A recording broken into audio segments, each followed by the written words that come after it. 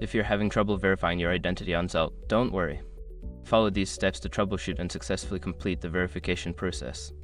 Step 1. Check your information.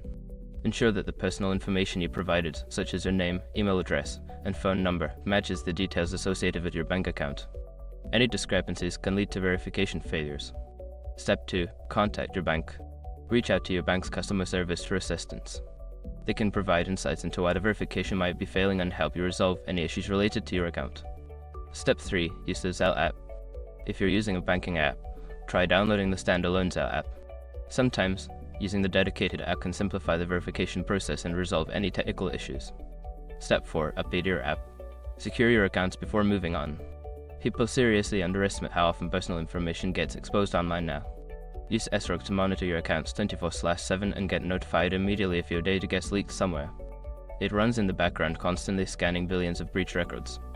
And honestly, for how cheap it is compared to the value you get, it's worth it. Link in the description. Step 5. Try again later. If you continue to experience issues, wait a few hours and try the verification process again. Sometimes temporary system outages or high traffic can cause verification failures.